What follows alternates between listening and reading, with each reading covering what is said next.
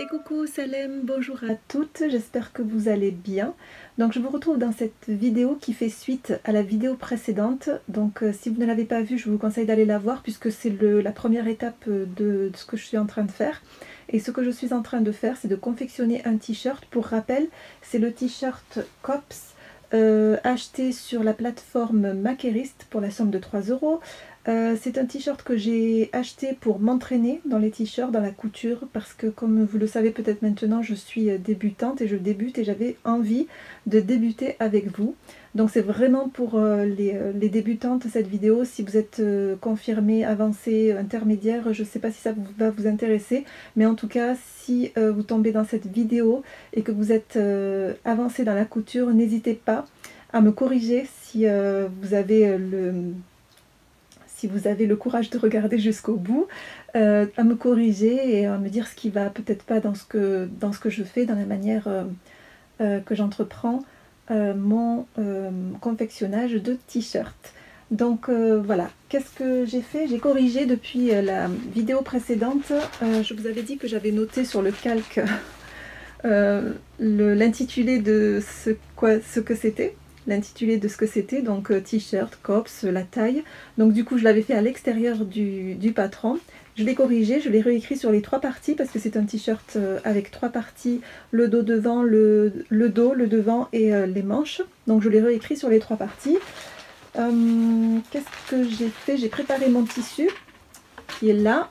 C'est un jersey coton et je l'ai repassé, lavé, repassé.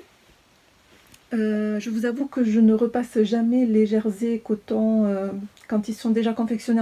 En même temps, c'est déjà des vêtements, donc je ne sais pas si ça a un impact ou pas. Donc là, j'ai préféré le faire, même si d'habitude je le fais jamais. Mais pour l'occasion, j'ai préféré mais un petit coup, j'ai fait un petit coup de repassage, histoire que ce soit bien plat.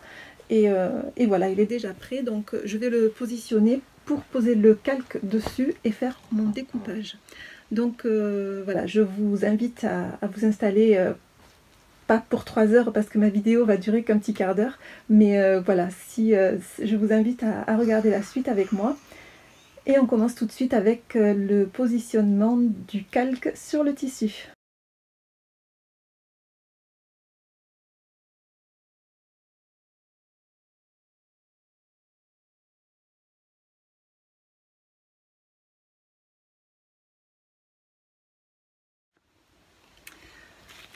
Donc voilà, j'ai enfin découpé mes 3 parties de calque.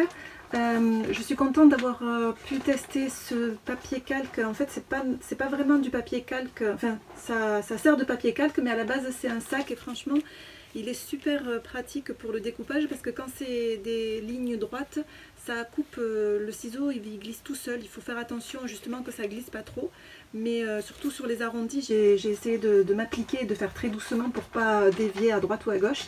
Mais voilà, de suivre bien la ligne. Mais c'est un calque et au niveau aussi du marquage au stylo bic, ça tient, ça s'efface pas. Et aussi avec là j'avais utilisé du feutre marqueur permanent. Donc voilà. Donc, mais déjà le bic, ce qui aurait tendance à s'effacer, ben, sur ce papier là, calque, ça ne part pas. Donc c'est nickel pour ce papier. Je vais maintenant le disposer sur le tissu. Alors le tissu, j'ai commencé là, je ne sais pas si vous verrez, voilà là. Hop, je vais vous le rapprocher peut-être. J'espère que la luminosité ira parce que je ne voudrais pas que ça me bousille la vidéo et que vous n'y voyez pas grand chose. Donc voilà, donc là j'ai déjà mis le tissu endroit contre endroit. Voilà, comme ça. Je l'ai positionné et je pense que je vais disposer mes parties. Sur cette partie là, je vais voir si ça rentre parce qu'on doit calquer une partie de celle-ci une fois chacune et la manche on doit la calquer, on doit la disposer 2 fois sur le tissu. Donc, ou alors sur 2 épaisseurs. Je vais essayer, je vais voir comment je vais faire. Je voulais vous dire par rapport au tissu, donc on doit le positionner endroit contre endroit.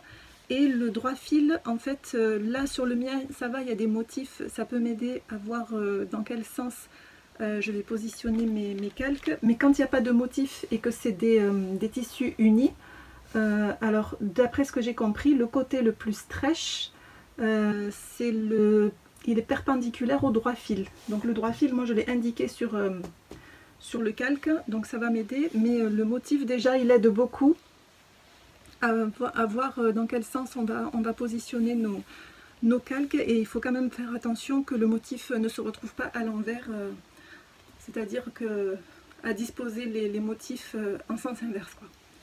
Donc voilà, je dispose les calques. Donc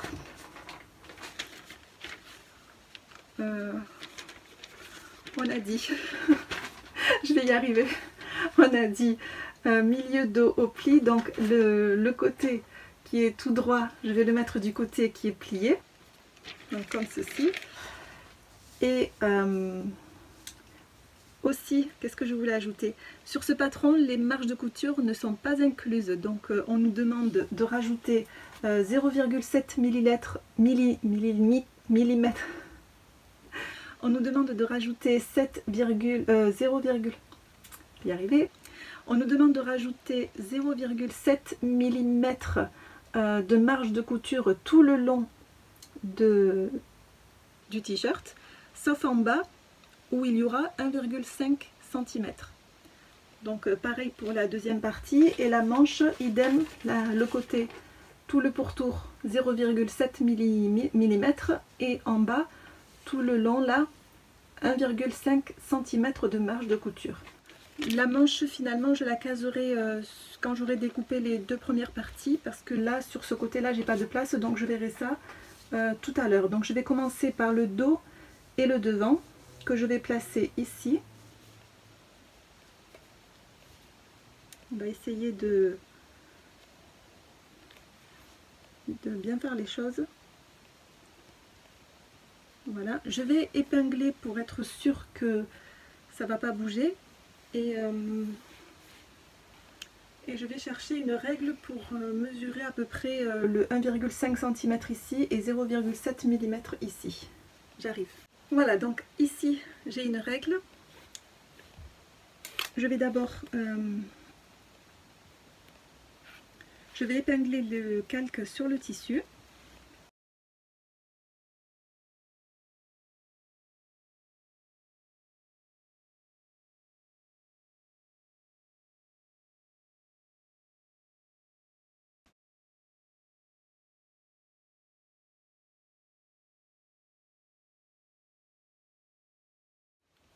Je suis allée chercher la craie de traçage, mais je ne sais pas si ça va marquer, donc au cas où j'ai pris quand même un stylo bic, et comme c'est sur l'envers, même si c'est au stylo, c'est pas grave. Et de toute façon, voilà, c'est pour essayer, donc allons-y, hein, c'est pas grave. Mais je pense pas que ça va marquer avec... je pense pas que ça marque.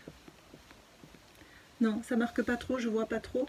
Donc je vais plutôt utiliser le stylo. Donc on a dit 1,5 cm sur le bas. Donc ça donne à peu près, hop, ici, là.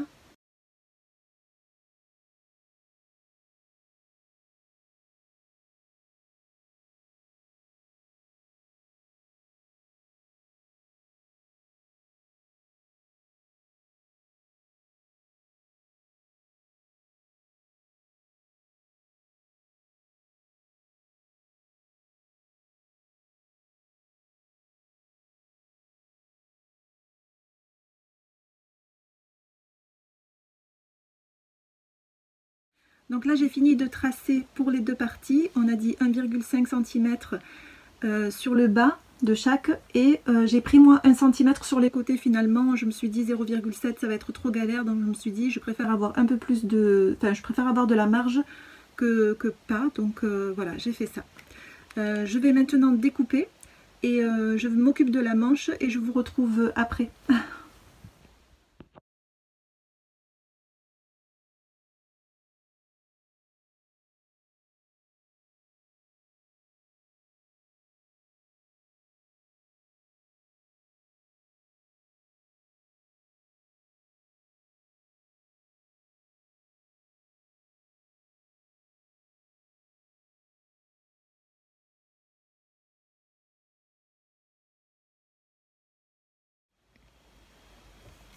Donc là, une fois le tissu coupé, et avant de retirer le calque, on va découper, enfin on va juste couper sur 2 mm, là où on a fait un petit cran, là vous vous rappelez les petits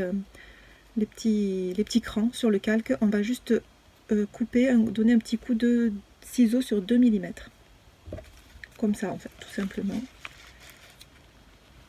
Hop, j'ai un cran ici. Voilà.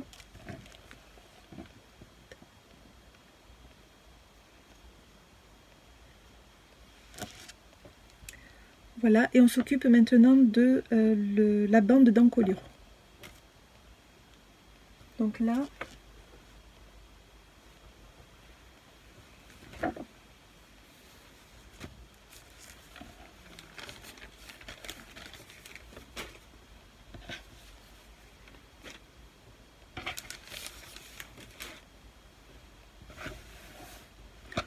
je vais découper sur ce tissu ma bande d'encolure.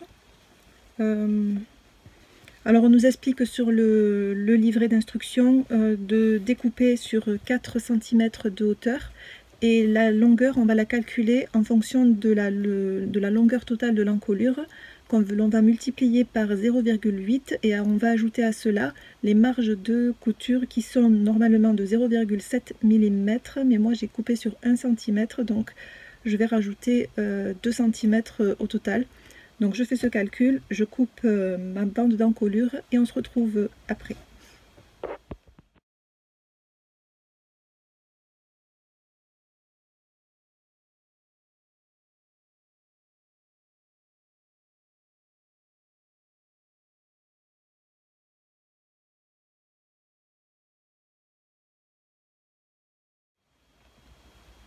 Donc voilà pour cette étape, j'ai découpé mon tissu, j'ai fait mon encolure.